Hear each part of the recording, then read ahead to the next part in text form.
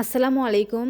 রমজান মাস আসলেই আমাদের ঘরে ঘরে ইফতারের জন্য একটি পরিচিত শব্দ পেঁয়াজু। কিন্তু সত্যি কথা বলতে পেঁয়াজু বানানো মানেই ডাল ভিজিয়ে রাখা, ডাল বাটার ঝামেলা, তারপর আবার তাড়াহুড়ো করে ভাজা। আজকের এই ভিডিওতে আমি আপনাদের সাথে শেয়ার করব একদম পরীক্ষিত একটা হোমমেড পেঁয়াজু রেডিমিক্স রেসিপি, যেটা বানাতে সময় লাগে 10 মিনিট এবং সংরক্ষণ করতে পারবেন 1 থেকে 2 মাস পর্যন্ত, এবং ডাল বাটার ঝামেলা ছাড়াই যখন তখন খেতে পারবেন মুচমুচে পেঁয়াজু। পেঁয়াজু রেডিমিক্স তৈরি করার জন্য প্রথমেই নিয়ে নিচ্ছি 1 কাপ মসুরের ডাল, নিয়ে নিচ্ছি 1 কাপ খেসারির ডাল, এরপর নিয়ে নিচ্ছি এখানে হাফ কাপ বুটের ডাল। আমি এই 3 রকমের ডাল দিয়েই রেডিমিক্স তৈরি করব। আপনাদের বাসায় যদি এক্সট্রা করে চালের গুঁড়ো করা না থাকে তাহলে এখানে আপনারা হাফ কাপ চালও ব্যবহার করতে পারেন। আমার যেহেতু এক্সট্রা করে শুকনো চালের গুঁড়া আছে তাই আমি এখানে চাল ব্যবহার করছি না। এই ডালগুলোতে অনেক ময়লা আছে, তাই আমি এই ডালগুলো একটা বোলের মধ্যে নিয়ে ভালো করে পানি দিয়ে পরিষ্কার করে ধুয়ে নেব।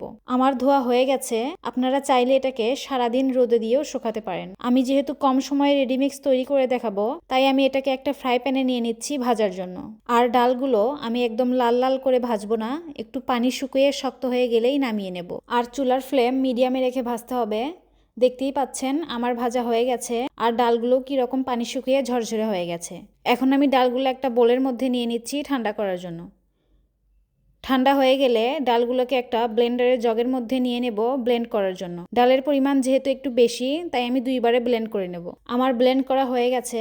দেখতেই পাচ্ছেন আমি ডালগুলো ব্লেন্ড করে একদম পাউডার করে ফেলিনি, একটু দানার মতো রেখেছি। এতে করে পেঁয়াজু অনেক মুচমুচে হয় এবং ভাজার 2 থেকে 3 ঘন্টা পরেও পেঁয়াজু একই রকম মুচমুচে থাকে। এখন আপনারা এই রেডিমিক্স একটা এয়ারটাইট বয়ামে রেখে সংরক্ষণ করতে পারবেন পুরো রমজান মাস, বা ঠিকমতো পানি শুকিয়ে থাকলে সংরক্ষণ করতে পারবেন তার থেকেও বেশি সময় পর্যন্ত। এখন আমি আপনাদের এই রেডিমিক্স দিয়ে পেঁয়াজু বানিয়ে দেখাচ্ছি। তার জন্য একটা বোলের মধ্যে কিছুটা রেডিমিক্স নিয়ে দিয়ে দিচ্ছি পরিমাণ মতো পানি। আর পানিটা একদম বেশি দেওয়া যাবে না, যতটুকু পানি ডাল অ্যাবজর্ব করতে পারবে ঠিক ততটুকু পানি দিয়ে ভিজিয়ে রাখবো 20 মিনিটের জন্য। ফিরে আসছি 20 মিনিট পর। দেখতেই পাচ্ছেন ডালগুলো সব পানি অ্যাবজর্ব করে নিয়েছে। এখন এর মধ্যে দিয়ে দেব 1 কাপ পেঁয়াজ কুচি, 4-5টা কাঁচামরিচ কুচি, আর দিয়ে দেব 2 টেবিল চামচ মতন ধনিয়া পাতা কুচি। দিয়ে দেব স্বাদ মতো লবণ আর হাফ টেবিল চামচ লাল মরিচের গুঁড়া ও হাফ টেবিল চামচ হলুদ গুঁড়া। এবার সব কিছু খুব ভালোভাবে মাখিয়ে নেব। মাখিয়ে নেওয়া হয়ে গেলে দিয়ে দেব থেতো করা 10-12টার মতন রসুনের কোয়া ও 1/4 কাপ শুকনো চালের গুঁড়ো। এইবার আবারও সব কিছু চালের গুঁড়োর সঙ্গে ভালোভাবে মাখিয়ে নেব। মাখিয়ে নেওয়া হয়ে গেছে। এইবার একটু করে হাতের মধ্যে ডালের মিশ্রণ নিয়ে পেঁয়াজুর শেপ দিয়ে গরম তেলের মধ্যে একে একে ভাজতে দিয়ে দেব। পেঁয়াজু এক পাশে লাল লাল করে ভেজে উল্টিয়ে পাল্টিয়ে অন্য পাশও সুন্দর করে ভেজে নেব। আমার ভাজা হয়ে গেছে। আমি এখন তেল ঝরিয়ে পেঁয়াজুগুলো তুলে নিচ্ছি। দেখতেই পাচ্ছেন পেঁয়াজুগুলো কতটা মুচমুচে হয়েছে।